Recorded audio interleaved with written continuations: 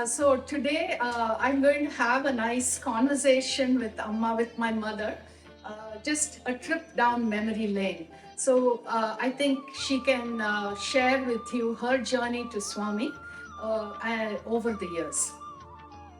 So, Saram everybody, my pranams to Swami. So, I would like to tell my experience with Swami.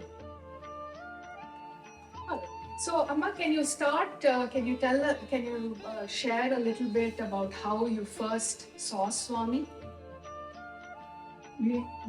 Our family first saw Swami when Usha was about 6 years old, and that time we were in Delhi. And we had gone there with my sister-in-law because she was a devotee of Swami, and she wanted to see Swami at Delhi. She wanted to see Swami at that. At that time, we didn't know much about him, nor were we, especially, we won't call ourselves Swami devotees at that time. But we were keen to see him because we had to take my sister-in-law to see Swami at golf links in Delhi. At that time, Usha was a little girl of 6 years old, and she got lost in the crowd. And then we were searching for her and all that, and then suddenly she said, Papa, Amma, I'm here. Why are you looking for me? Swami is there to help me. So that is how we found out, and that was the first experience with Swami.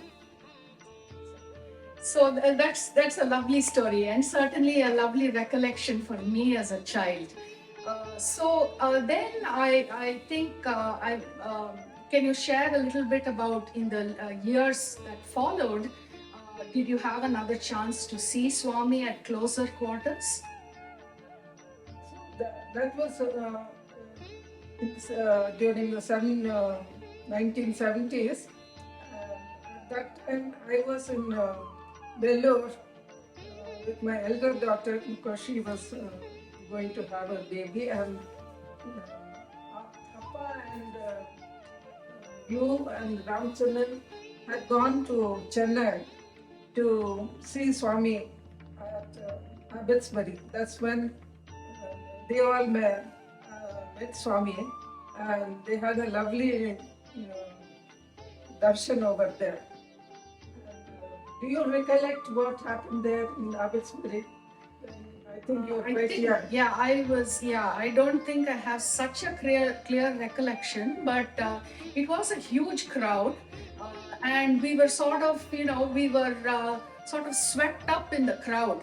And we saw Swami. He was this orange robed figure in the distance, but there was something magnetic and charming about him, despite the fact that our interaction was not up close. But then I think you had a wonderful opportunity to see Swami at close quarters and actually interact with him. Do you want to share that? Yeah. This also happened during the late 1970s or so.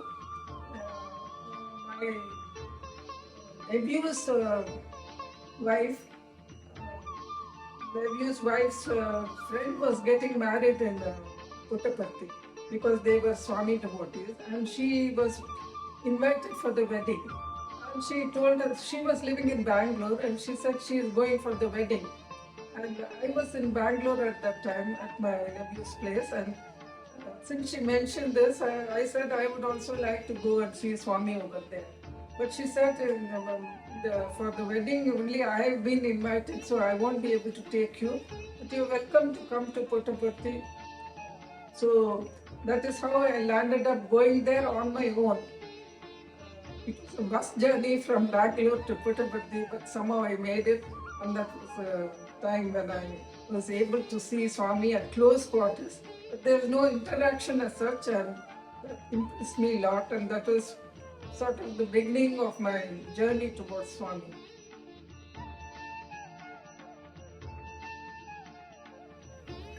So, did your experience of Swami change after you came to the US? After I came to the US, we used to go for weekly bhajans at Mr. Nanjudeya's house. That was every Sunday, and we got used to it, and we really enjoyed it very much. After some time, Mr. Nanjunda was going to retire and going back to India. So he asked my husband and myself whether we could take over the center and run it. So we said yes, and and he said, if you continue in this same house, there'll be continuity and easier for the devotees to come to the same place as they had come earlier, and so that will be convenient for everybody. Yeah. So Amma, that was a big step to move into that house and to buy that house. Did you have any doubts about first buying we the said house? yes, and we were we bought the house and moved in, but still we wanted some sort of confirmation from Swami that what we did was correct and was the right thing to do. So Swami, and in my dream, after we moved there, Swami and Shirdi Baba both came in my dream and said, we are coming to your house and staying here. So that was a great confirmation, and we felt not only happy, we felt everything was going in the right direction. Yeah, you felt reassured about your Yeah. being part of the center and running it. I remember those early years when there were very few people in the center, and in fact very few singers. Did you feel a little challenged by the fact that you now had to have this weekly program with very few people with good voices? Yeah. Swami once told us when we had got to India, he had called us for an interview, and my husband was saying that not many devotees are coming, Swami, so what should we do about it? So he said, I am worried only about quality and not quantity. You do your work and I will do my work. So you just keep the door open for the bhajans. So that's what we did. And we had a wonderful experience. And one winter when it was snowing heavily and it was a Sunday, then we thought it's a bhajan day, so we always keep it open. And since we are inside the house, there's no problem. But we had cleaned all the steps leading to our front steps leading to our house. It was all snow bound. So my husband had cleaned up all the snow and kept everything ready for the bhajan. And we thought because we were not great singers, we'll put on some tape and then do the bhajan. Because so far nobody had come, and but we had to do the bhajan because that was the right thing to do. And we just were going to start the bhajan, and suddenly the door opened because we had already kept it open. And believe me or not, you know who came? It was Dr. Veda Vishwanathan with his small 4-year-old son, Ram Vishwanathan. You mean the boy who's now a 6-footer with a magnificent voice. Yeah, that is very true. And that he was only a 4-year-old, and believe what his father said. He said, we have to go for bhajan. I was wondering what I should do. And my son said, we have to go there. I want to go and sing for bhajan for Swami. And that's how the little boy dragged his father and brought him to our bhajan place, Swami's place, to sing. And he sang bhajan and also some solo Tyagaraja song, which I believe, I very vividly remember that. So, Amma, how did your activities, I know you were involved in other activities outside of the center in the early years when you came to Washington. How did those activities and your focus change during those years? In the earlier years, I used to be involved in the meetings at the Ladies Club of the World Bank. And so we used to meet once a month and have some get-together. And also I was interested in flower arranging, so I joined a Japanese flower arranging workshop and then learned some flower arranging. I used to love flowers.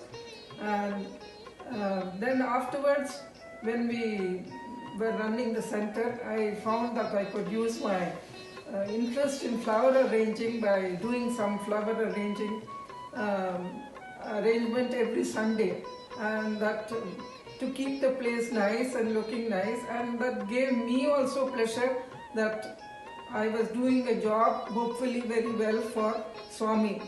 So that was really a nice part of it, and I used to keep everything clean.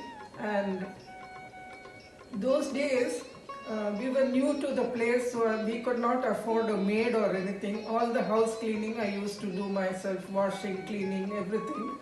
And especially on the day of the center bhajan, because it was in the house, I used to keep the house clean and clean the bathrooms, the kitchen, because everybody will come in to take coffee. And my son Ramachandran used to help by doing the vacuuming of the bhajan hall. And my husband used to help everything in general and seeing that everything was in order. So that was a great thing, and a great lesson that we must do everything perfectly, and for Swami. That's for whom we are doing it, not for ourselves. So that gave me a lot of pleasure and also feeling of satisfaction. So, would you say then that some of the activities you were involved in those early years with with your ladies' meetings and so forth in the World Bank, did some of that fade a little bit into the background as you got involved more with running the center? Yeah, it decreased to a great extent, and more or less there was no more time for all those things, and my focus was fully on the center and what I had to do for the center. So all those things gradually dropped off, and running the center. And then when we first started trying to do seva, we started making sandwiches for some SOME, so others might eat, and that was the beginning of the seva we were able to start doing. So, for which Swami was very happy about it. So I guess there were no service activities at the center prior to, doing these, making sandwiches. So did you then get an opportunity to tell Swami about this new seva activity that you had started at the center? No, when we went to Puttaparthi, we used to visit every 2 years on home leave. Swami called us for an interview, and he was talking to us, and he said to my husband, "I'm very happy that you have started service in Washington area and that you are going and feeding the poor. So I'm very happy about it." That is how we started the first seva. So after about 15 years in Washington, you decided to go back to India when Appa retired. So what happened then? So we first went to Bangalore, where my daughter was also residing, and then we went for Swami's darshan. And we used to go every Sunday, every day, because we were not working, we could be able to go every day for darshan. And this was in Brindavan. This was in Brindavan, Bangalore, Whitefield. So after a few days of darshan, when we were sitting there, my Swami came and asked my husband, "What are you doing here?" Swami asked Appa, "What are you doing here?" So Appa said, "I have come here for your darshan, Swami." Then he said, "Why are you sitting here? You must go to Puttaparthi." So Appa didn't understand what he meant. Then Swami said, "I've got a new hospital in Puttaparthi, and I would like you to go and do work there. I know you are an engineer, but still I want you to go and work there." So Appa asked, when should I go there? So Swami said,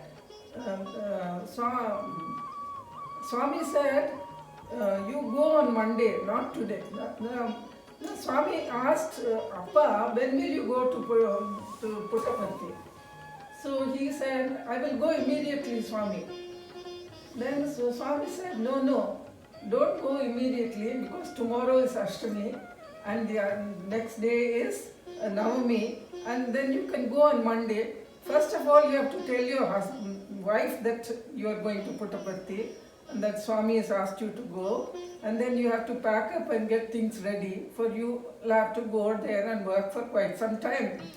So that is how we landed up in Puttaparthi, starting on Monday of that week, and after that we lived there for almost 17 years.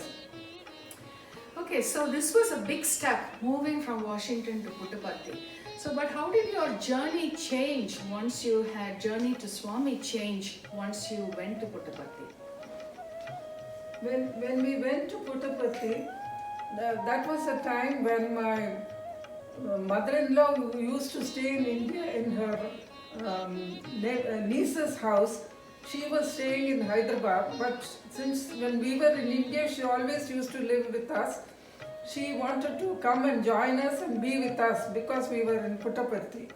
So she wanted to come, and just before she started on her journey from Hyderabad to Puttaparthi, she broke her leg, and she was 90 years old at that time. And at that time they could not do any surgery for her, and she had to travel all the way in a taxi with a broken leg, but somehow she landed in Puttaparthi and then stayed with us in our house. But she was really an invalid, and so she was able to only lie down in the house, and she needed help in all ways. So we were able to engage a servant night time or one in the daytime to look after her. And of course food and all that I used to prepare and try to look after as much as I was able to do. And so when we first went to Puttaparthi, I didn't have a chance to go for his darshan every day. I used to stay back at home because of my mother-in-law. I didn't want to leave her unattended and go there when the servant was not there. So that is how for a long time I didn't have Swami's darshan at all.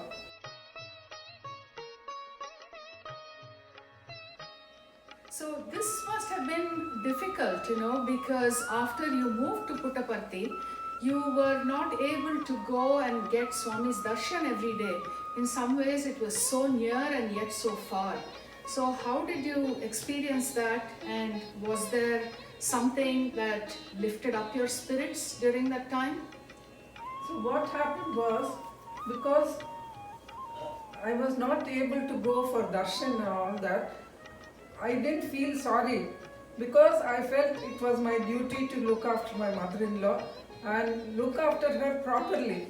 So without having some servant there to look after her, I didn't want to leave her all alone and just rush off for darshan. So I used to stay back. That is for more than 6 months, I think, I was not able to go for darshan.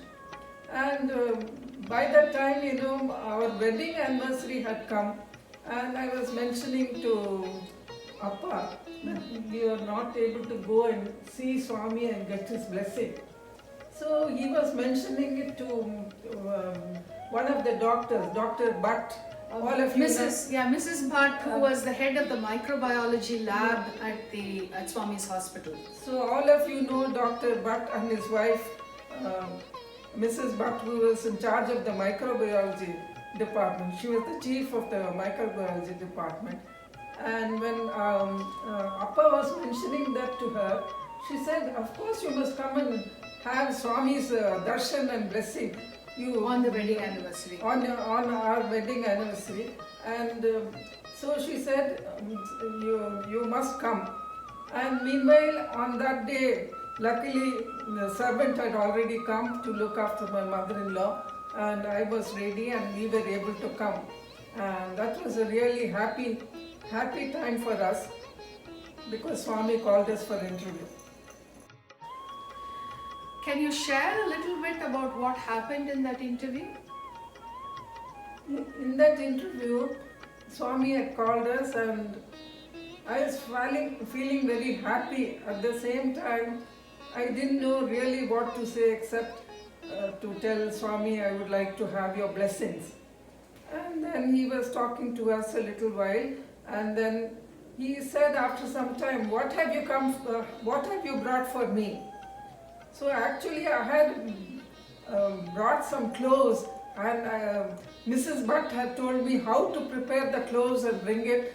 So In a little silver dish for Swami. in that silver dish, how I should take off the top portion of the clothes and bring it in a silver small box, and that is how I brought it, and I had kept it aside. And while Swami was speaking to me, I was so absorbed with that, and I forgot everything that I brought it also.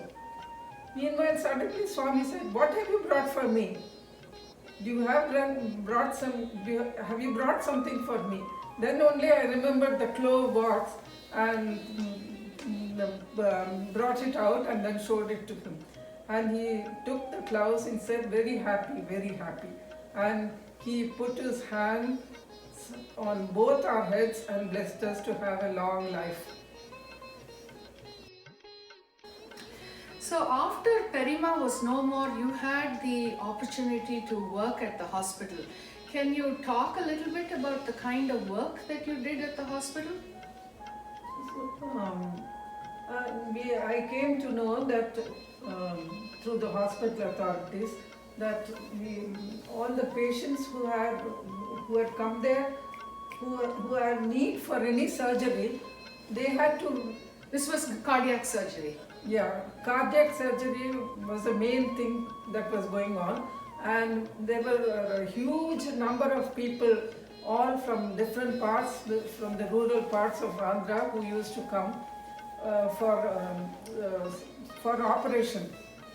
And when they showed when they were detected and found that they needed surgery, but there was so much rush that people who came for An initial checkup. They had to wait really 5 years, 7 years also sometimes to get an appointment for surgeries. The queue was so long. But since they were rural folk and since they are not well, they are impatient to get okay. So they always used to ask when is our operation going to be and write letters.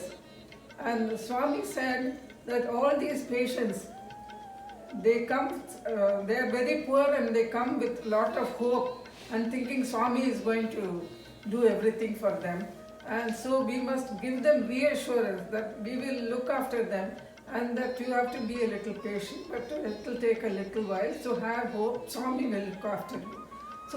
So reassuring letter had to be written to so many patients because there are thousands of them coming and waiting. So that job had to be done, and with Swami's grace, I was able to get a chance to do that work for him. Also a wonderful way. And that is how it happened. I started writing letters to all the patients. Yeah. And it's a wonderful way in which Swami helped keep alive the flame of hope in their hearts, that they would ultimately get better health. Yeah, and the Swami wanted the hospital to give them the assurance that they will be looked after, and through Swami they will get all the necessity to get back to health, and so we must give them hope and reassurance and not say you can't come, you have to wait for so long, so it's not possible. We cannot say such messages. So letters have to be written in a hopeful way, and I was able to do part of that. So I think there was a very sweet incident with Swami when you were doing this work at the hospital. So can you share that little incident with us? Yeah, that was a very nice thing that happened. Swami came to the cath lab to visit all the patients who were there. In the cardiology department. In the cardiology department. And I used to write the letters to the patients sitting in a cubicle right in the front. And there was a glass cutout behind which I was sitting and writing. And when Swami came, he asked me, "Are you sitting here?" "Yes, Swami," I said. And I gave my namaskars to him, and he said, "I'm very happy." And he put his hands through the glass window and put both his hands on my head and blessed me. So I'm very thankful for that and carried on my work. So, Amma, you have had the good fortune of many interactions with Swami over the years. Was there one that was memorable and really stood out that perhaps you can share with everyone today? Yeah, that was really a nice, important thing for us that happened. In one of the interviews, Swami called both of us, my husband and I, and he blessed us by putting his hands on both our heads and saying, "You'll have long life and happiness, so I bless you both." And he said, "ஒரு நாளும் கையை விட மாட்டேன்" அப்படின்னு சொன்னார். That means he said, "I will never leave your hands forever." So that was a great reassurance and blessing for us, and we are living with it forever. Sairam everyone. On this Ladies' Day, I am very happy to have this opportunity to interview my mother, Mrs. Samanthi Ramasabu, on the all-important subject of her path to Swami. So, Mummy, first of all, did you grow up believing in Swami? No, Swami came later, but God was always a very important part of my life. My parents were devoted people, and my grandfather was very spiritual, very compassionate. I should also say, in those days, I was studying Carnatic music, and Jagaraja's songs taught me a lot about devotion. Then, after marriage, we worshiped God in traditional Hindu ways. We did pujas and were to Venkateswara temple regularly. My husband and I got a lot of satisfaction from that, and that is also how our children develop devotion and love for God. So, when did Swami come into your life? It's a very funny thing. Can you believe? I grew up in Anantapur, and town very near Puttaparthi. Not only that, our neighbor in Bombay kept telling us, "Come with me to see Swami." But somehow we did not go. Then, within 2-3 years of moving to Washington, the moment came. That is how Swami works. We went to just one Sai bhajan, and that was it. Soon after, we started worshipping Swami. Was it a smooth transition to worshipping Swami? Did you stop praying to Lord Venkateswara? Not at all. We continued to pray to Lord Venkateswara. Here, I would like to narrate a small, lovely incident. We had gone to Tirupati, which we always did on our India trips. Just before going into the temple, we bought some small silver pieces. We would offer these silver pieces to God as a prayer for good health. That was our custom, and the shopkeepers always wrapped the silver pieces in old paper. Now, on that day, when we opened up the wrapping, imagine our surprise. We saw a big Swami photo in that small scrap of old newspaper. We were amazed. Swami and Venkateswara were both telling us there is no difference between the two. So, what changed after Swami came into your life? A lot changed. Initially, we read Swami's books, listened to his speeches, and became more and more familiar with his teaching. We began to participate actively in all center activities, whether it was bhajans, seva, study circle, or Bollywood. Over time, the center has become very big part of our life. Week after week, to have the satsang of Sai devotees, discuss Swami's teaching, participate in center activities. All of these definitely increase the deepen your connection to God. I should also say one great attraction of Swami for me from the beginning was that he is Telugu speaking, and even today I am excited that I grew up in the same town where he grew up, such as Anantapur and Urakonda. For me, that has been a basis for a lot of closeness and familiarity with Swami. We are very fortunate in that way. Has connecting with Swami the last 2 years been difficult without the center? We miss the center, of course, but the connection to Swami is deep. It's more of an inner connection. Radio Sai, of course, has been a great blessing. We were unable to go to Puttaparthi for several years for some reason, but Radio Sai brings Prashanti Nilayam into your living room. You can have Swami's darshan every minute of the day if you want. It is just amazing. The sense we get from Swami, seeing Swami whenever we want is tremendous.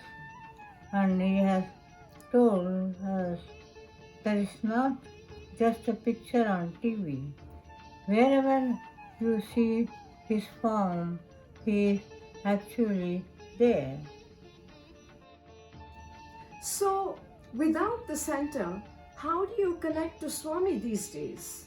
In many ways, we watch a lot of Radio Sai, bhajans, other programs. I especially enjoy darshan. I also sing Tyagaraja's song just to myself. I enjoy the meaning of his song, and many times I simply sit quietly, think of Swami and pray to Swami. And finally, I hope that next year we can again start going to the center. It is only through Swami's grace that my husband and I and our children came into the Sai fold. I am forever grateful to him for that great blessing. Were you also involved with Seva in those early years? Oh yes, for Narayan Seva, we would prepare meals and go with Ratna to downtown DC and serve meals during this together brought us closer. We learned so much from Ratna, his devotion to Swami, his kindness to homeless people, and they would react so warmly to him. It was really something to see. In the same way, we used to go to Bhavani's house, Ranganathan's house, and Mr. Singh's house for sandwich program seva.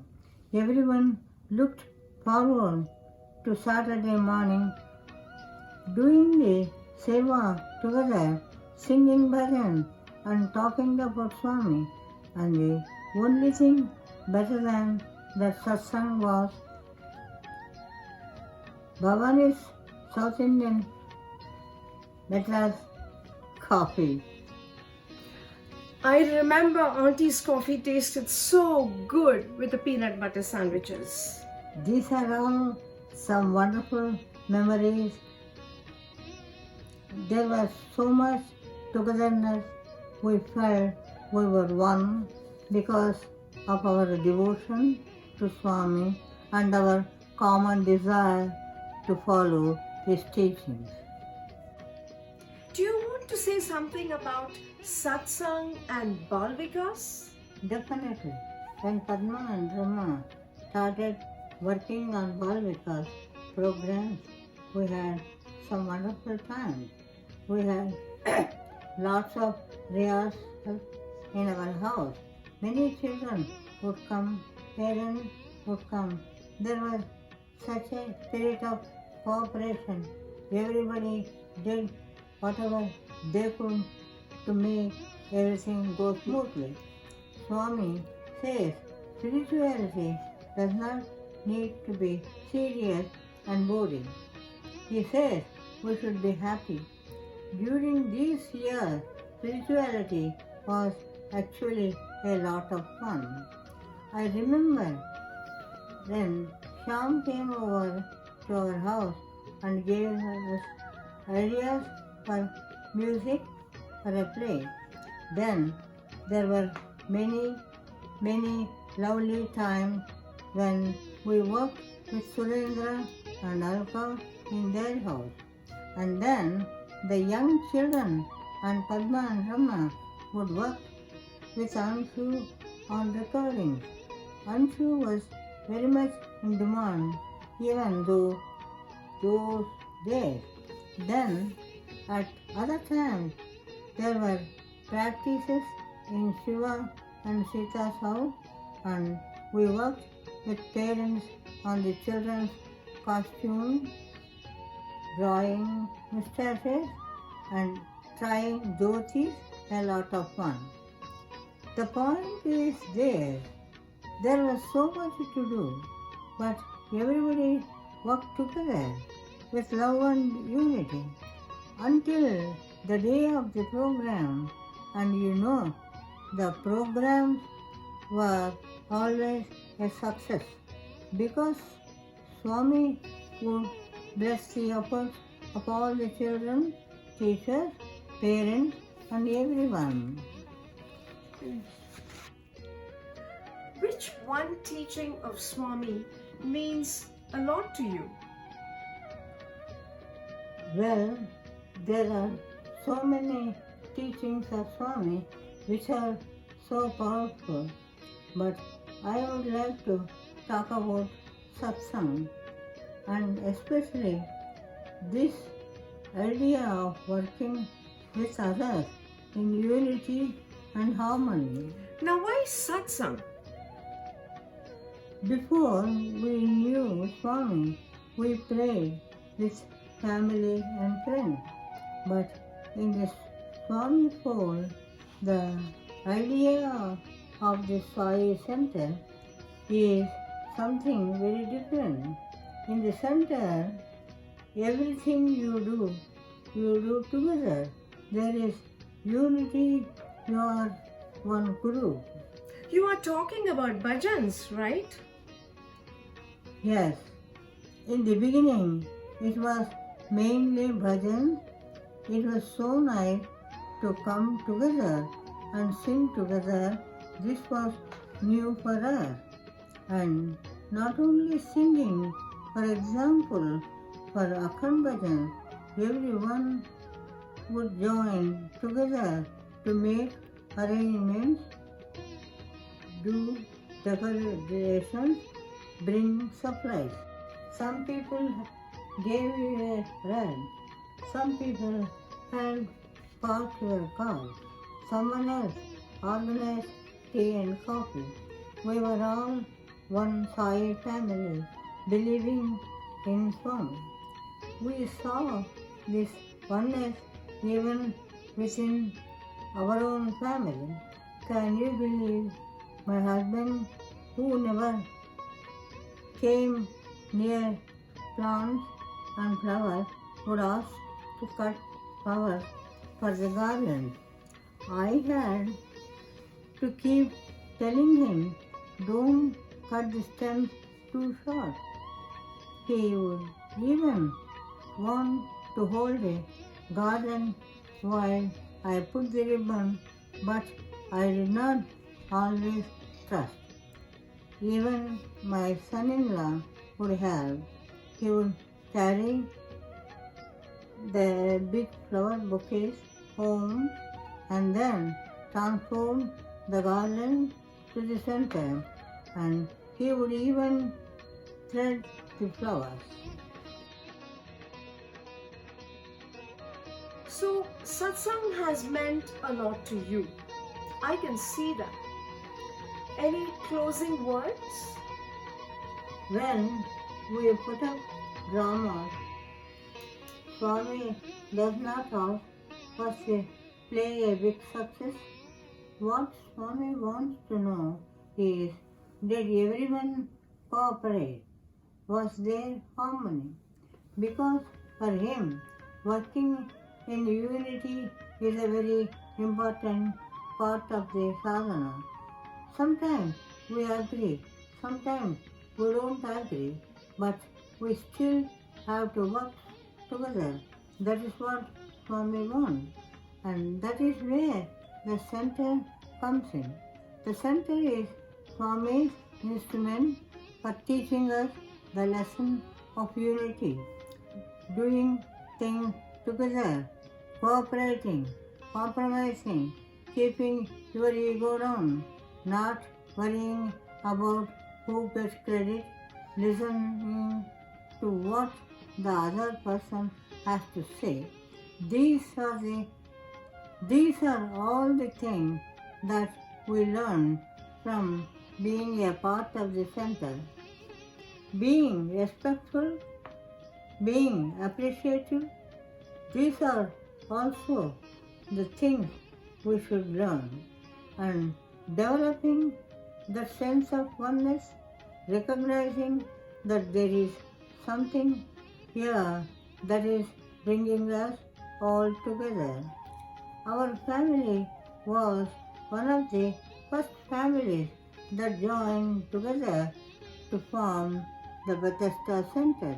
We are so fortunate to have been a part of this center for so many years, more than 40 years, and we are all so fortunate to learn these lessons at the lotus feet of Swami. Sairam Sheila. Sairam. So let me start with asking you how you came into Swami's fold. That's a very interesting question, Sairam, everyone. In 1972, my husband, Ramesh, had a little free time, and he said, I'll take care of the children, you go see your parents. So I thought, okay, exciting time, let me go see my parents. But there I had an American girlfriend who had said, next time you're going to India, I want to come with you. And I said, okay, I called her. She was in California. And she said yes, and jumped at it and came. So there we go. We reach our home, and the surprising thing was it is not the same house that I had grown up in, and all very different. And the atmosphere also was very different. There was a background prayer type thing going on, and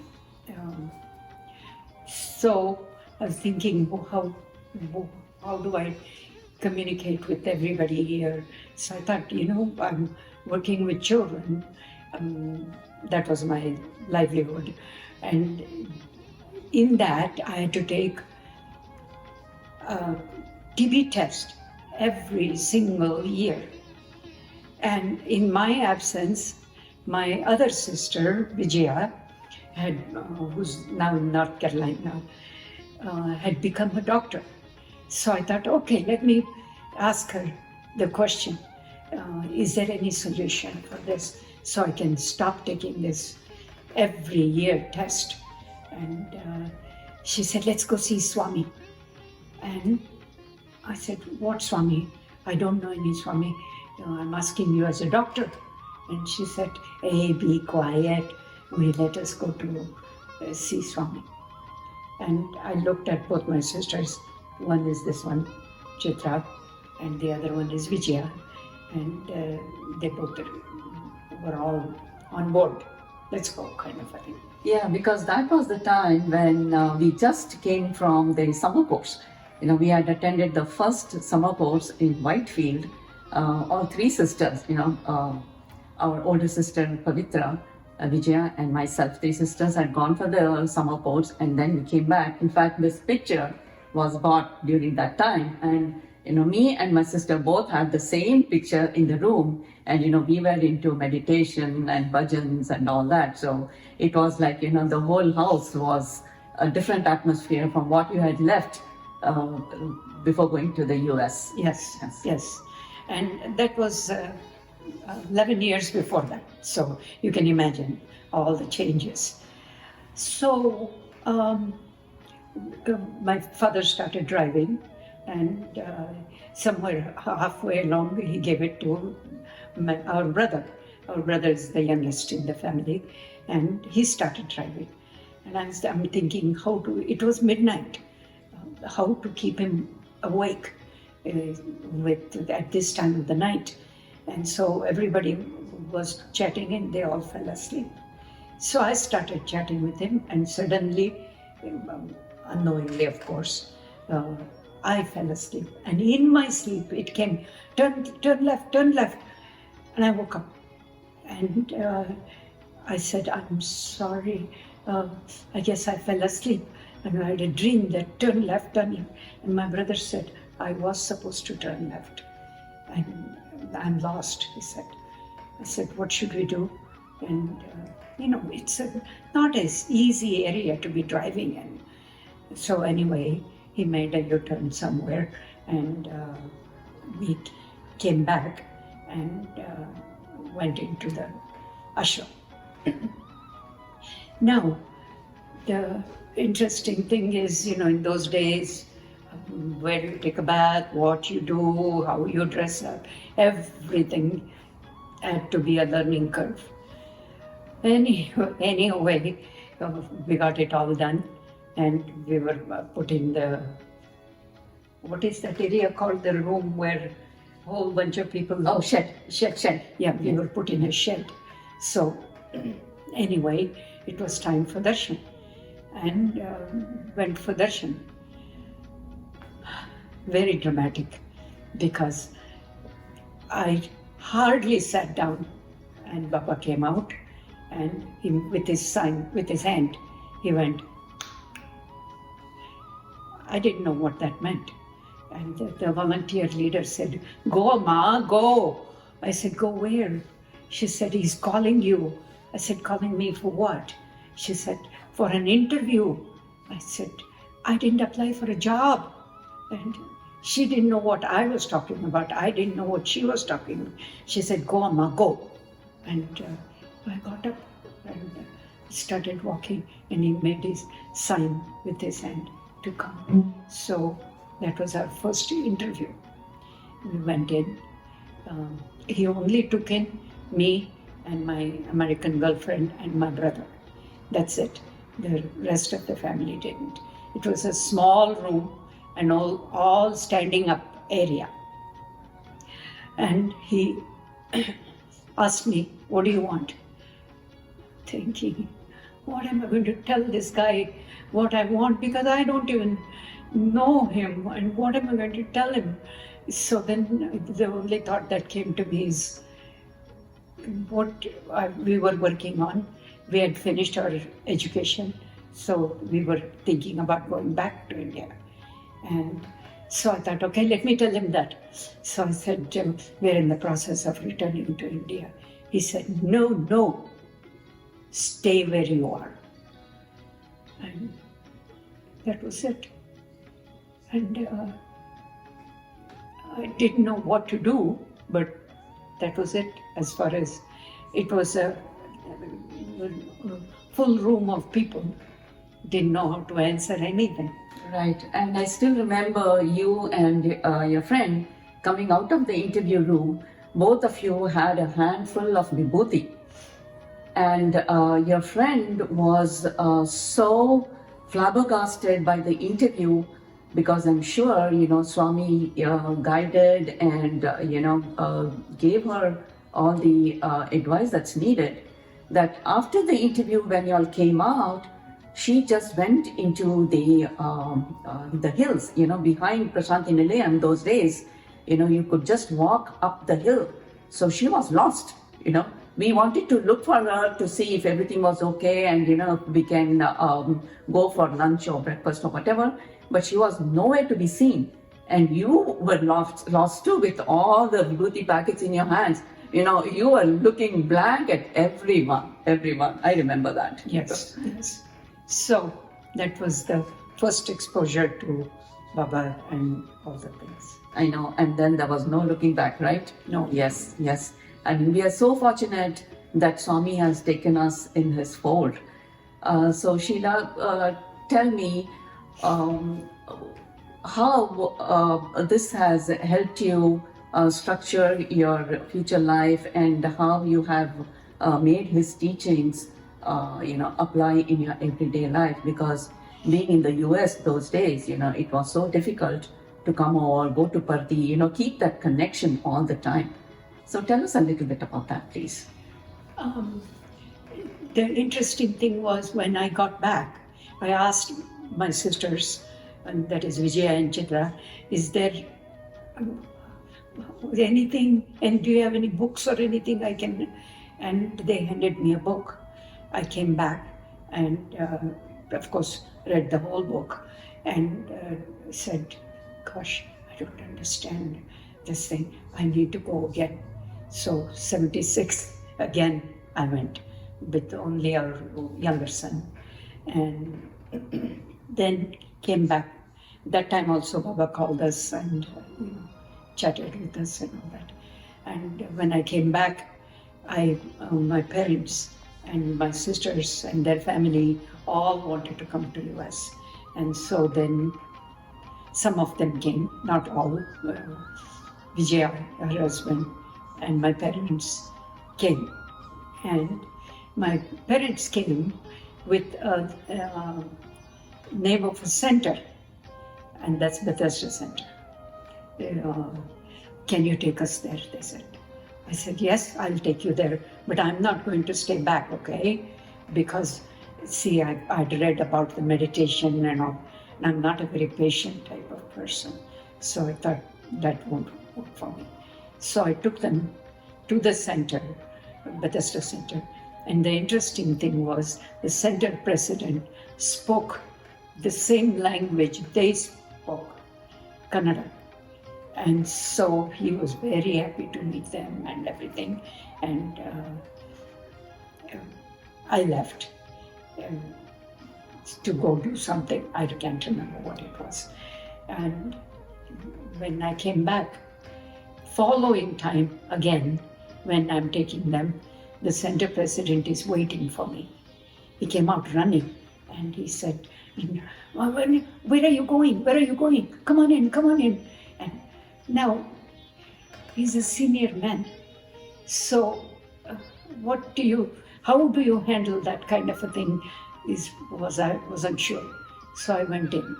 I went in not to be in the Sai center, but to please the president, because it was in his house, in his basement. And that's how it went every single time. And this was not Bethesda Center. Yeah. And the center president was Dr. Pani, right? Right. Yes, Dr. Pani, yes, yeah. yeah. So since my mom, as we all know, used to sing bhajans, and she had a beautiful voice. And so Dr. Pani was very interested, that they have more bhajan singers, because those days there were hardly any people who sing bhajans like the Namavali, they used to sing Purandar Das Kritis and all that. Right. So Dr. Pani was very happy that I came and, she could sing these Namavalis. Right. And the very interesting thing was, one time, 2 times, 3 times, there's only so many times you can get cornered into entering the place. And Dr. Pani came and asked me, Amma, why is your last name Nayak and your parents' last name is Kamat? I said, because I'm married. Dr. Pani, you're married? He said, where's your husband? I said, he's in Kuwait. He said, your husband is in Kuwait? Why? I said, well, he didn't get what they offered in Kuwait was a very, very interesting thing for him. It's his favorite subject. So he has gone, no, Ma, no, that is not good. He said, bring a picture of his, we'll put it at Swami's feet and doing the bhajan. And I said, okay, I'm doing everything to please Dr. Pani, okay? I took a picture and he put it at Baba's feet, chair feet. And we did the bhajans. And you won't even believe it. Even today, I don't believe it. There was a call from NIH. The guy called and he wanted to see my husband. And I said, he's not here. And he said, where is he? I said, he's in Kuwait. Well, when is he coming next? I want to see him when he comes back. And I said, okay, well, he's coming back in January, I think it was, I said. He said, okay, I want to see him when he comes in January. And now my husband had a habit of calling me every single day. And I told him, he said, are you sure it doesn't happen like that? Because I did not apply, he said. I said, I don't know all that, but he did say that. He said, okay. So during his break, he came to US and then we called him and he said, okay, I want to see him. He gave the time. And I told him, I'm driving with you because I don't believe this. So we went to NIH and he went in for the quote-unquote interview and came out with an expression on his face. I said, what happened? He said, you won't believe it. He wants me to take up a job here. And this is the kind of thing I really wanted all along.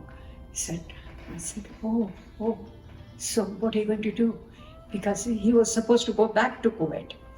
He never went back, which meant the car he had bought there was left there.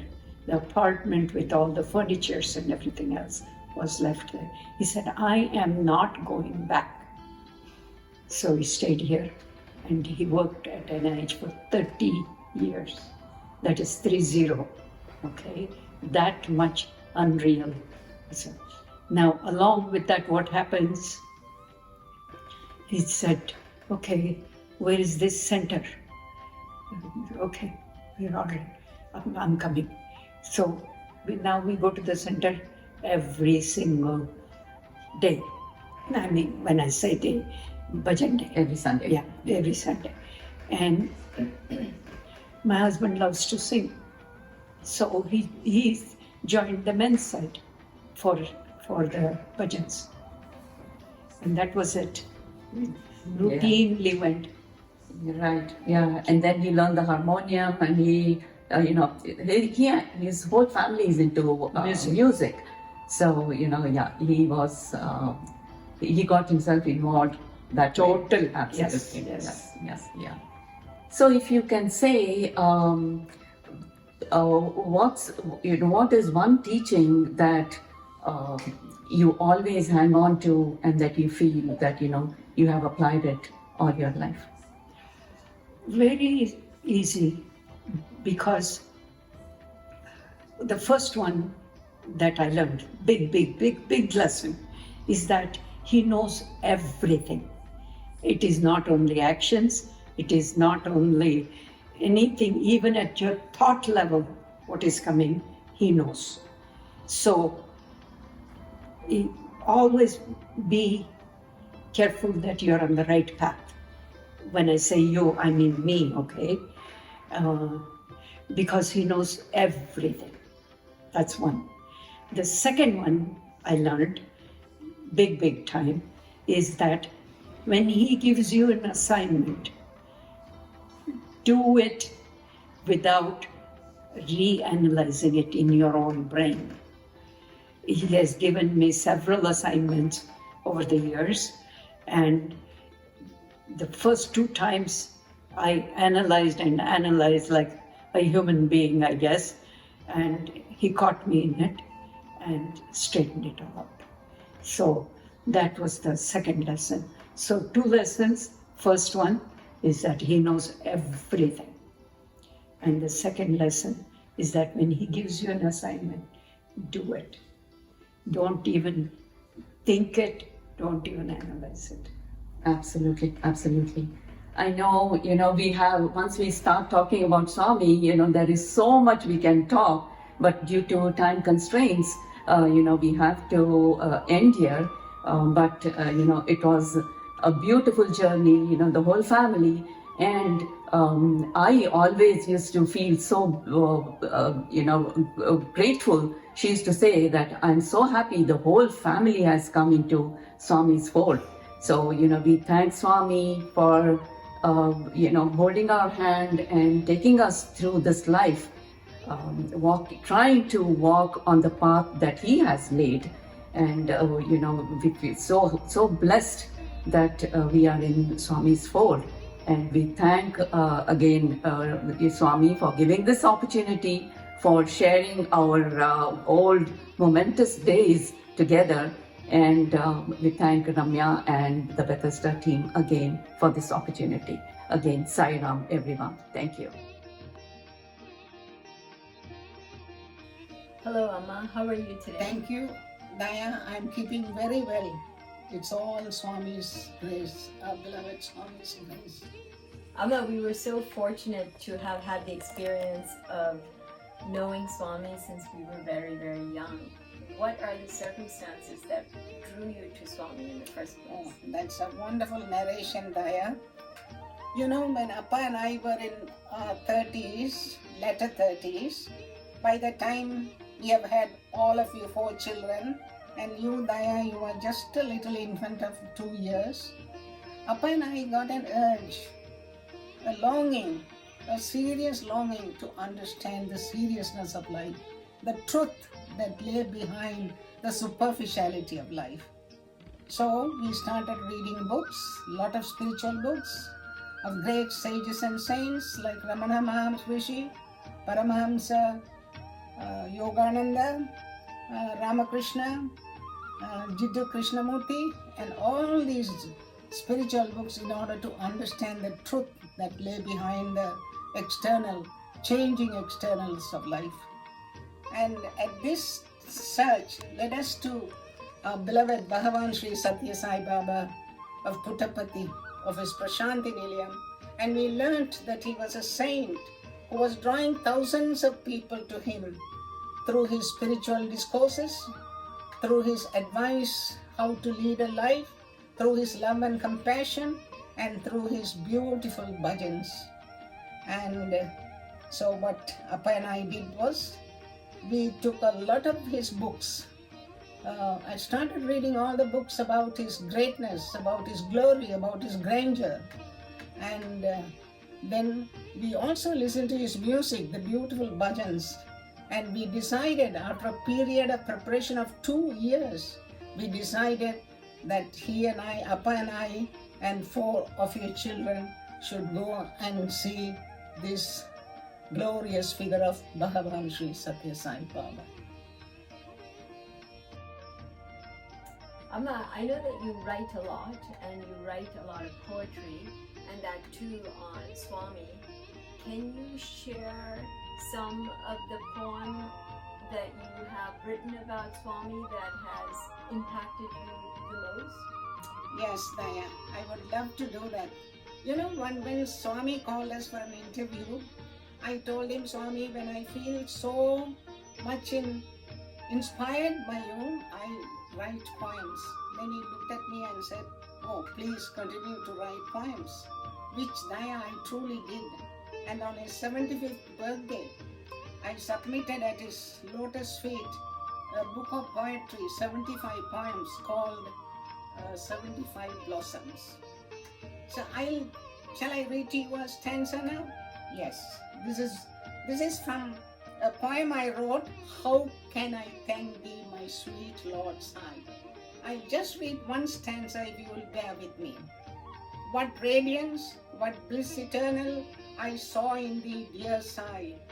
In a trice, the tossing and buffeting ceased, darkness fled, inexplicable joy suffused my being. Dream it cannot be. A refuge, a defined refuge from the frets and foibles of life. He gathered us all to his bosom, more than a divine mother. He patted away the creases and wrinkles wrought by life.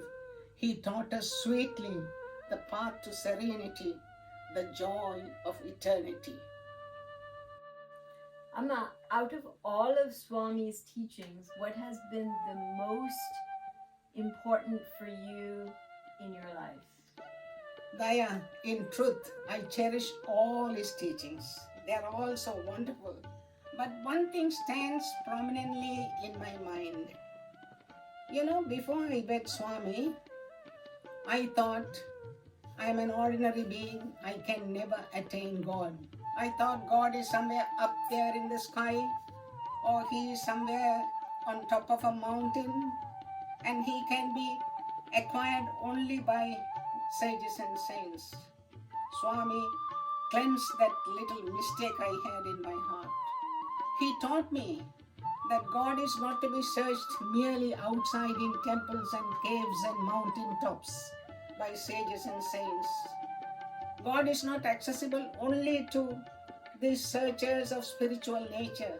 God is accessible to everyone. He said, go deep into your heart. The gem of purity, that essence of divinity lies within you.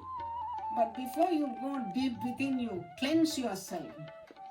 Become purified. Get rid of all the 6 worst enemies of man, all your evil qualities. Once you purify yourself, then you will see that shining gem of sanctity, purity within yourself. You know, when one American devotee asked Swami, Swami, are you God? He said, indeed, I am God. But remember the other part of my answer, everyone is God. So I am God, you are God. But I know it, but you don't know it. So Swami taught me this beautiful thing, that divinity is within us and we have to search within that. And you know, Daya, the other thing that appealed to me was Swami's stress on service. He says service to man is service to God.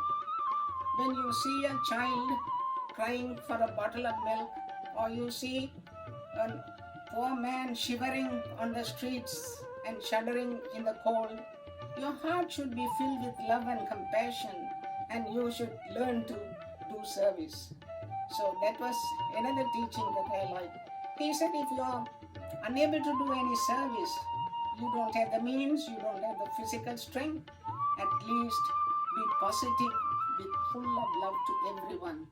Don't dislike anyone, don't hate anyone, don't send negative feelings towards people.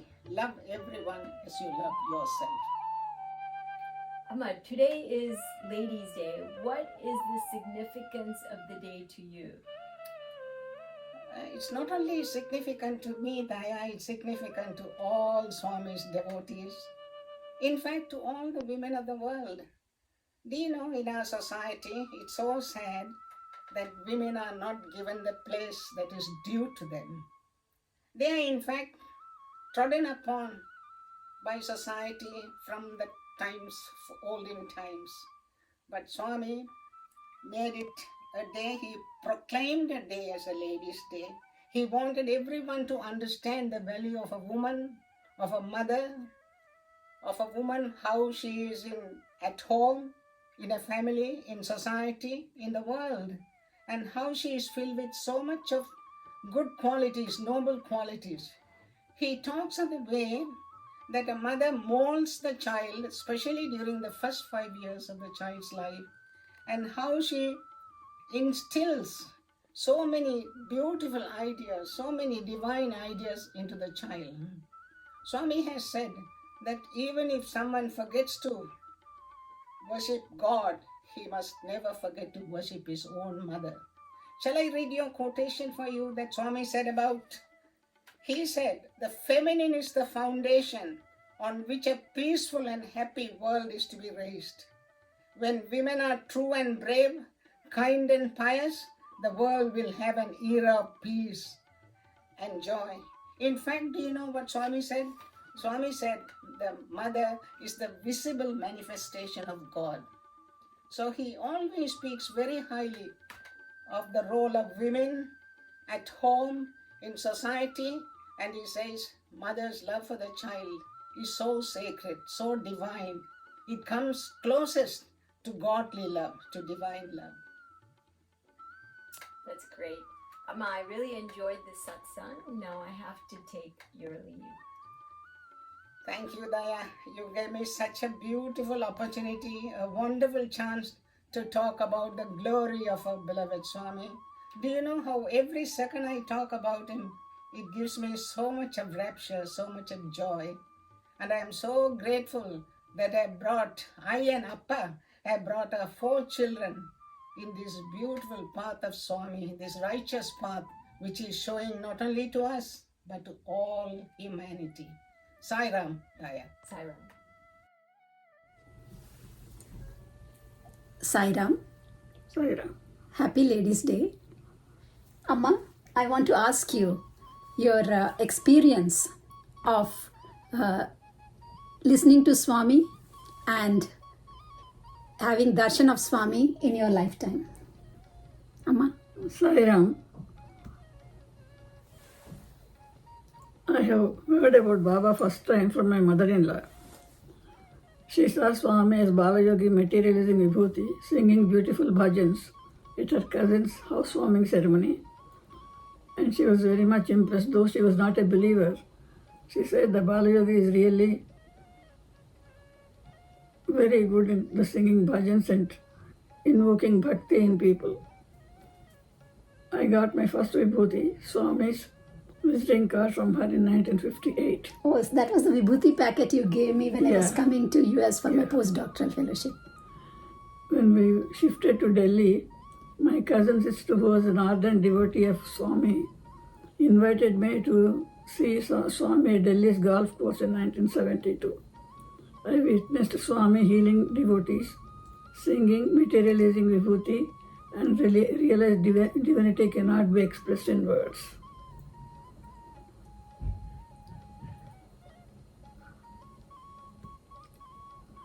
After retirement, I was fortunate to participate in Batista Sai Center activities.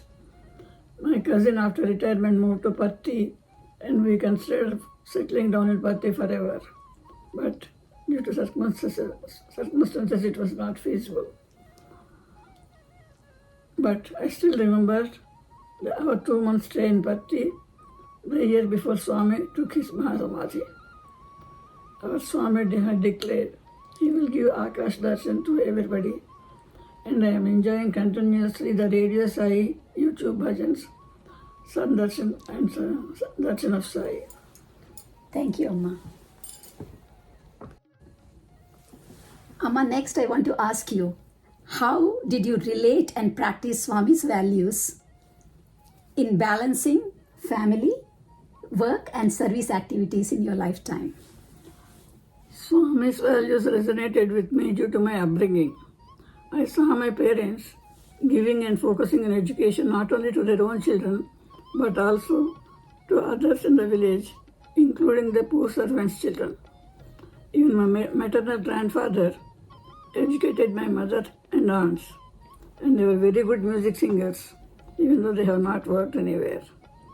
My mother, at the age of 8, had an opportunity to sing Vaishnav Janato Preme Kahiye in front of Gandhiji at All India Congress Convention. Mahatma Gandhi applauded, saying, "I did not know there is so much talent in this country." I saw my father take the poor children to next town, admitting them in the school and paying the fees. He used to ask us to teach the servant children, write alphabets and simple maths. My father did not differentiate between girls and boys. And it was difficult to send girls to next town to continue high school. But my father wanted to establish girls' high school in the village. But the authorities said they could do it if he could raise funds for building and teacher salaries. He successfully raised funds from our villages and neighboring villages, and anyone owning 1 acre of land donated 15 rupees. Maharaja of Salapalli donated 2 acres of land with 2 big buildings, besides liberal amounts of funds. The school started in 1946, but my father could not see the inauguration as he passed away in January 46. I belonged to the first batch of girls going to the 9th grade. I still remember 3 hours before his passing away, he called my mother and took a promise from her that she will educate all 6 children, including the girls, to their full potential. My mother kept the promise. After high school, I went to college in Machilipatnam and later MA at Presidency College, Madras. I was so happy to see 10 girls in the class of 65 students, whereas in intermediate and BA, we were 2 girls in a class of 60. After completing my MA in economics, I got married. After marriage, I took care of extended family and my 3 girls. When my youngest daughter was 3 years old, I got an opportunity after 13 years of gap to serve as a research associate at Indian Institute of Public Administration, Delhi, a premier institution providing in-service training to IAS officers.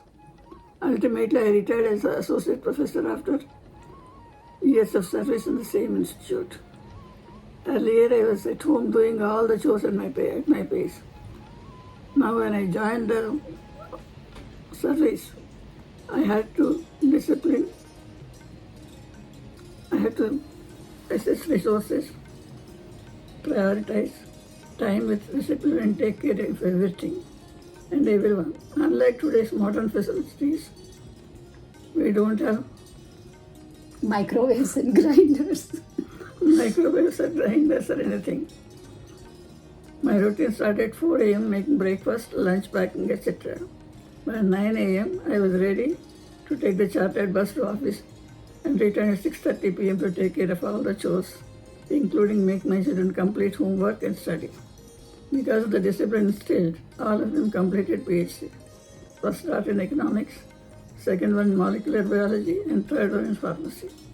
Because of the discipline, they were able to take care of themselves independently when I had to leave them and go to United Nations assignment for 6 months in Japan.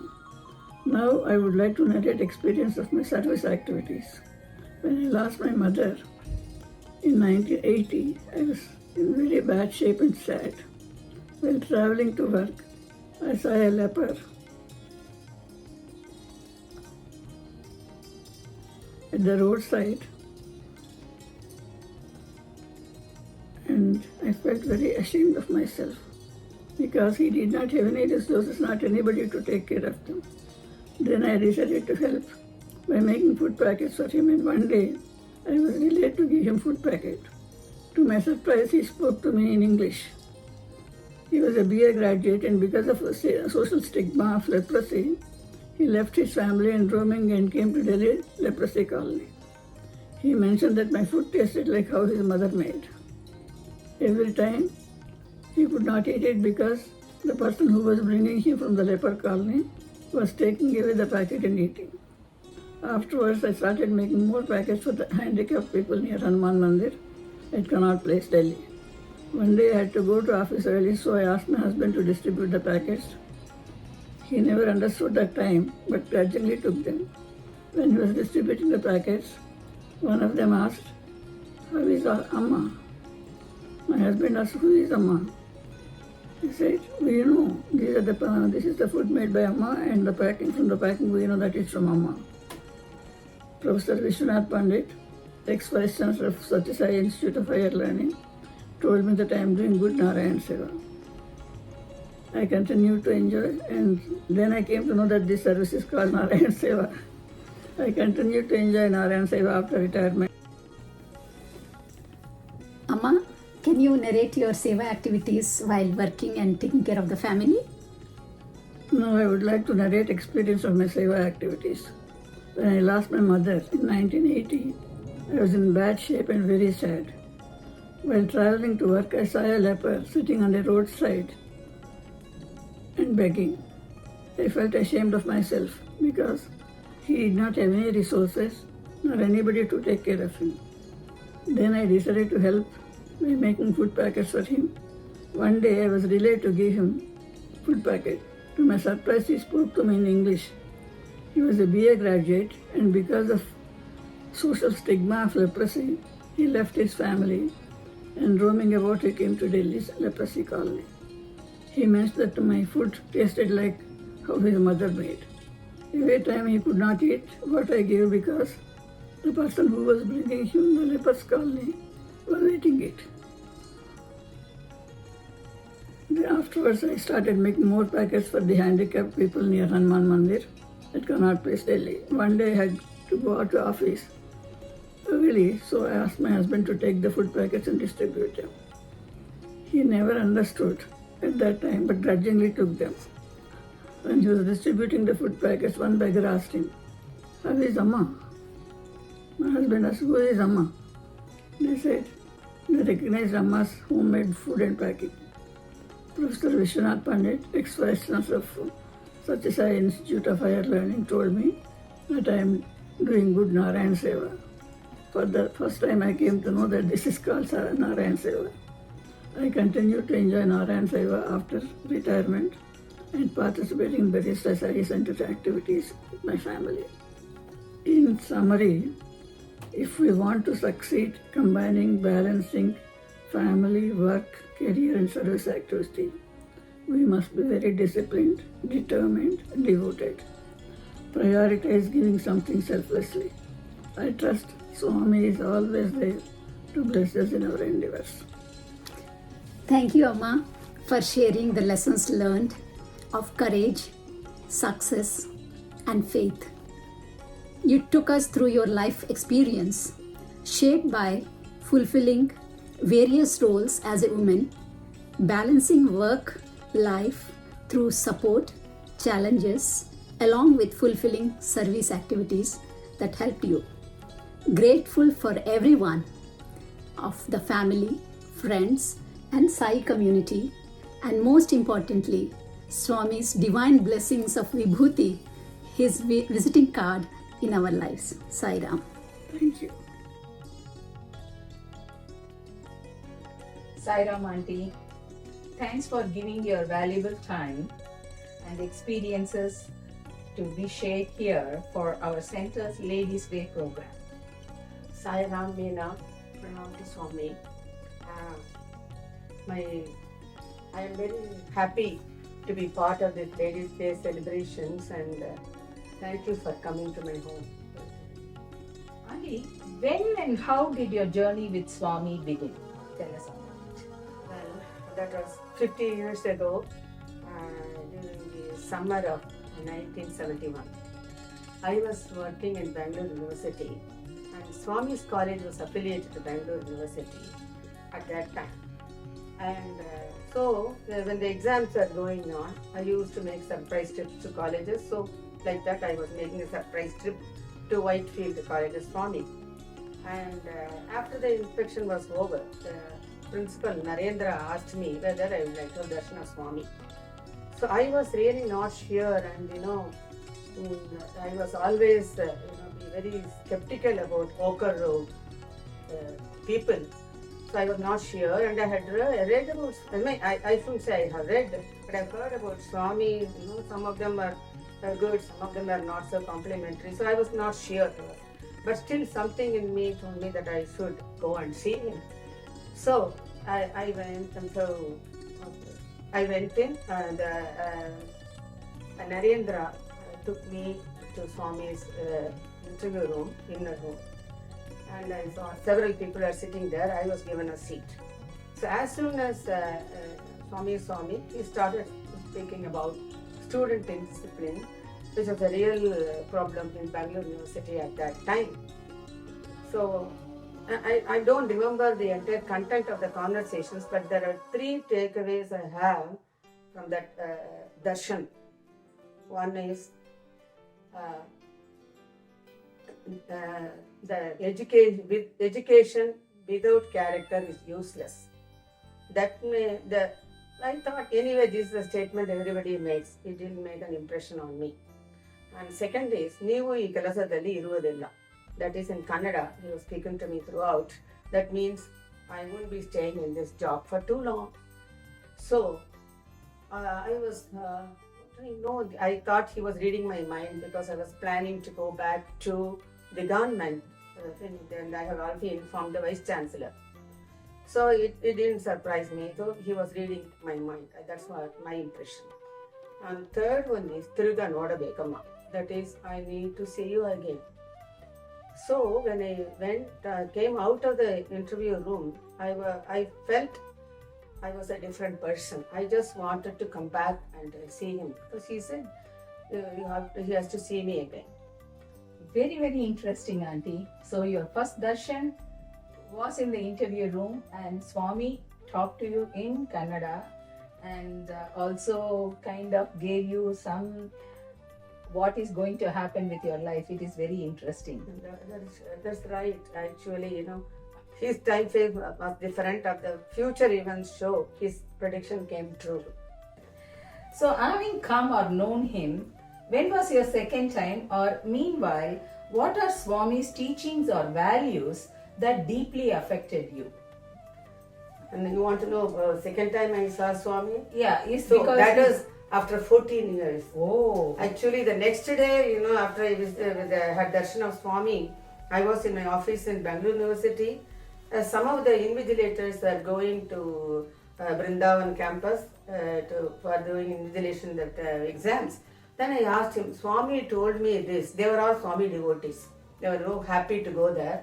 Swami told me that he had to see me again. What does that mean? Should I have to go today? They said, they laughed. I said, no, madam. He will call you. When the time will come, he will make arrangements. So you don't worry. So, it sounded strange to me because I didn't know Swami's ways at that time. So, it was strange to me at that time. But I must tell you here, most of the Sai's teaching, we already were following in a traditional household, like whether it is food or dress code or behavior with the elders. We were really following all those teachings. But one thing, I have to say that unknowingly I was following really consistently till today is Namasmarana and Likita Japa. And my father initiated me into Sri Ramajayam writing. And about Nama Japam, how it impacted me, I have to tell you, because it was a kind of refuge for me. Anytime you feel stressed out or any problems there, immediately I will pray, I will say Rama Rama, like that, and then I will start writing Sri Ramajayam and take a vow to. Actually, it's more like a coping mechanism for me, this Likita Japam. And then later on I came to know that Swami recommends Likita Japam as well as Namasmarana, and that is supposed to be purifying your mind and heart. So how can Namasmarana purify you? This thing I used to wonder. But after all these years I realized, yes, Swami makes subtle changes over time. This thing, Swami's words are 100% Satya. So it is really, I am glad that my father introduced me to Likita Japam at a very young age, and I have been doing it consistently every day. Thank you very much for sharing this one. And these are the Kali Yuga practices for our self-realization, Swami says. Nama Japam and Ramasmarana and Likita Japam. Thank you. Actually, Namajabam, sort of consistently, everything, you need to do it consistently, whatever you do. And when it is done that way, over time you realize how much you have changed. I know what kind of person I was 50 years ago. It's not just age and things like that, even otherwise. Because I compared myself when I went for my reunion in Missouri, compared myself with some of other colleagues who used to be colleagues of mine. And, I found a difference. That, I'm a very different. I used to be very arrogant, very proud. I have no shame in admitting that. Now, it doesn't make any sense to me anymore. Each one of us like that. Even it is a journey, as you rightly pointed out. And thank you very much for this thought-provoking and your true experience. So, Swami told you in Kannada, Tirida Nodbeku. So, you said you saw him at Puttaparthi 1986. So, what happened in between 1971 to 1986? What was your life? Okay, I got married in 1972 and moved to Delhi. Then we moved to Washington in 1976, May. And then I joined American University, started doing the PhD program at that time. So, in 1982. Then I was a bit depressed, and I was looking for something, I didn't have any sense of belonging anywhere. So then I heard about this center, Swami's center. So I said, why not go there? So I started going to the center. Then, I started feeling better, and the bhajans were wonderful, and, I had developed a sense of belonging, as if I'm part of this family, Sai family. That really pulled me out of my depression, and I could sort of quickly write my proposal and also the dissertation, finish it in 85. What are your advice or recommendations to the women of present day, how to manage in their families or their roles in the family, and also their career or any other activities what they are interested? Often we find ourselves in conflicts concerning career and work and our responsibilities to our family members. But what I would suggest is do your duty. That's important. Whatever be the situation. For instance, before I was married, I was working. I was a sub-division magistrate, sub-collector. That's the first posting actually. And very often, we have to arrest, some of these accused. They are produced before you for judicial custody. You see, what family values we have learnt was at that time, never hurt anybody. So I was quite young, in my mid-20s. And then this was my inexperience and this post. In spite of all the training you are given, when you meet the situation, it's a different part. You have to apply your mind all the time. And at that time, I used to feel miserable when I had to allow the police people to take these accused, give them judicial custody. No, you have to make sure that they are not harmed. That is the only job I had to do. Then okay, I have to do what I have to do. I will do it. But much later, how Swami's teachings, let me come to terms with these kind of decisions. So when you are given a particular situation, like when I read Gita Vahini, that is when I came to terms with these kind of situations. Because there, Bhagavan, our Swami tells Arjuna that he has to do his duty as a Kshatriya to fight adharma in the battlefield. So it becomes Nishkamya Karma for him. So same thing, whatever job you are doing, if it is assigned to you, please do it perfectly, do your duty. Here there is no question of personal involvement. It is not me who is doing, it is a chair which is doing the job, not me. So that is how, I learned from Gita Vahini. This is the way you have to look at it. Now, it's not like I was rationalizing my decision, but it is more like accepting things, okay, it's all right, like that. And secondly, there is a difference between necessity and needs. For instance, when you want to take up a career, you ask yourself whether it is your ego and pride which are driving the decisions or something else, family welfare, society welfare, whatever it is. So that question you have to ask. If it's a ego-driven decision, that will end up in disaster later on. You may have short-term benefits like a lot of money and things like that, and then people, your stock will go up in the society's eyes. But in the long run, it may not be good to you if it is an ego-driven decision. So you had the darshan of Swami, actually Swami talking to you, telling, I have to see you again, and also you would leave the job or you would not be in the job, like that. After that, you said 1986 was your next Swami's darshan. This is 50 years. What is Swami to you in this 50 years? What is, because the first time you said you had some differences for the I was very skeptical. Yeah, but now having known and everything here, everything, who is Swami to you? Swami has created Bhuloka Vaikuntham in Puttaparthi.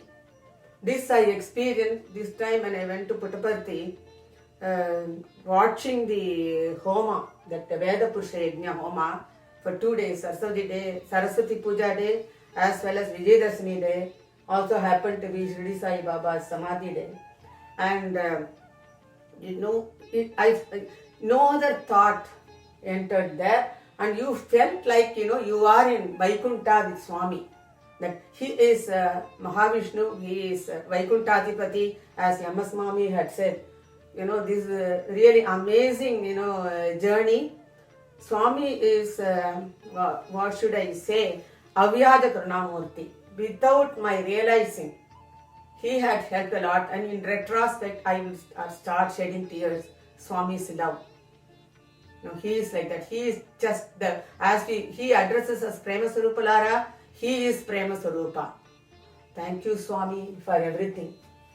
He is everything to me now. Thank you very much, Auntie. It has been totally like passing from 1972 to now. You ended with a recent visit in Puttaparthi, and it is so moving and touching, and I hope we feel his love in every moment, and he protects us every moment, and thank you very much. Thank you, Sai Ram. Actually, he is the loving God who guided us through this interview, I think. Sai Ram Amma, Sai Ram Padma. Thank you for agreeing to share your wisdom and experience with all of us. I would like to ask you, Amma, please tell us about how you came to know about Swami, and in what age, and how did you become that bee that got attracted to our lovely flower, Swami? Okay, Padma, Sai Ram. I heard about Swami in late 60s through my upstairs tenant mother. She was an old lady. I don't know whether she went to school or not, but Swami blessed her to write poems on her. So I heard about that, but at that time I was so young with my young kids, so I have to take care of my housework, take care of my children. So I didn't got into that. But in 77, again my neighbor, another neighbor in another house, she asked me to come for Sai Bhajans, to sing bhajan. I love music. I always used to hum while I am cooking, and she heard that, and then she asked me to come for the bhajan. I told her that I don't know any Sai bhajan. But she said, you don't have to. You can put Rama, Krishna, whatever God you want in front of first. You can add that. That will be the Sai bhajan. So, slowly I started going to the bhajan. That's how Swami brought his Attracted you. fold through bhajan. Because I love music, Swami did that. And then to confirm my faith in him, Swami did a little miracle in my life. That time my husband was about to join in a job in Middle East. She got a job there, he got a job there. He was preparing to leave the country and go to Middle East. That time, all of a sudden, a message came from nowhere, I don't know. So visa cancelled, no job. But he already resigned his present job. So we all know what to do.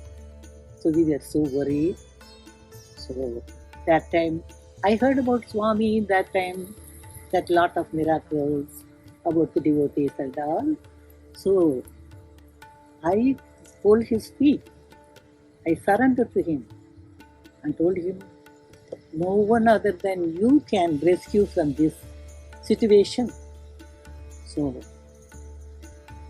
that was happened, and then within a week, we don't know, another message, your visa is arriving, get ready to start.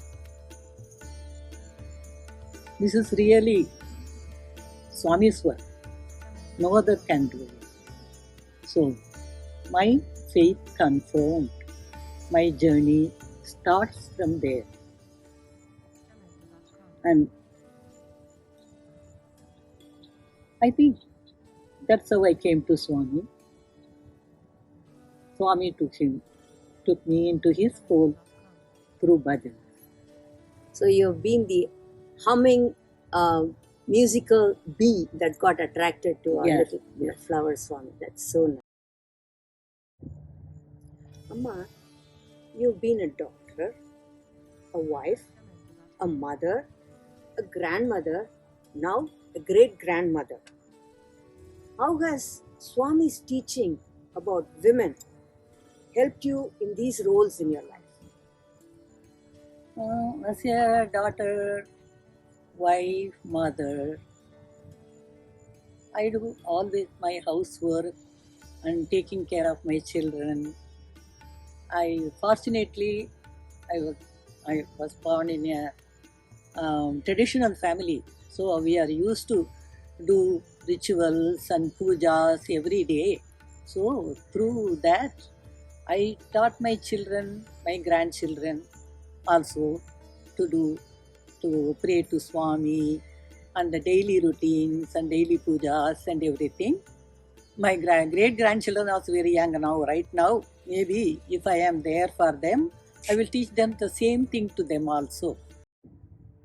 Amma, can you please share just one teaching of Swami that's very close to your heart? Okay. I always want to follow, practice Swami's teaching of thought, word, and deed. I am trying. I am trying my best for that.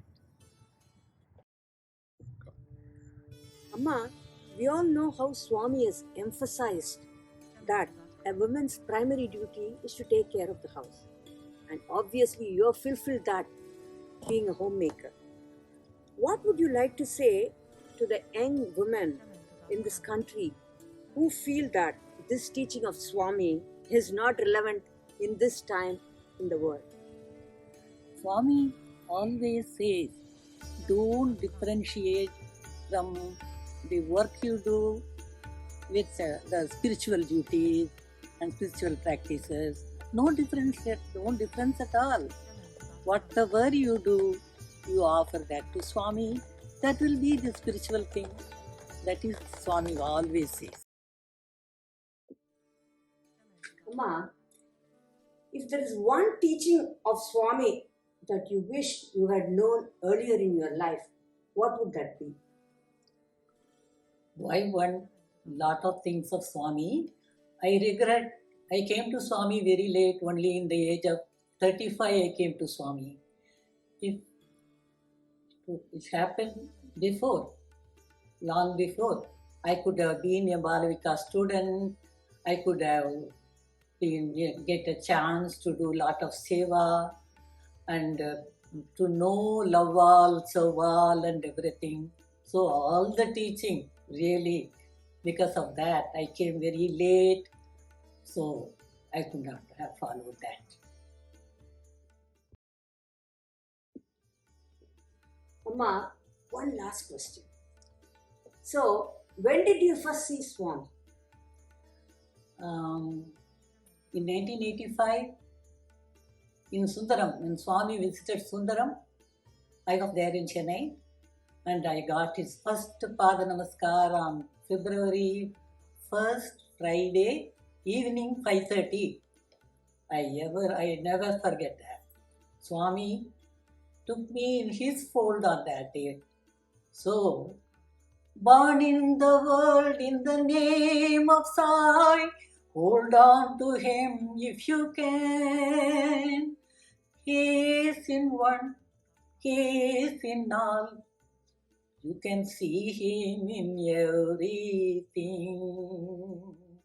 Sai, you are my heart and soul. Sai Ram. So beautiful, Amma. Sai Ram. Thank you.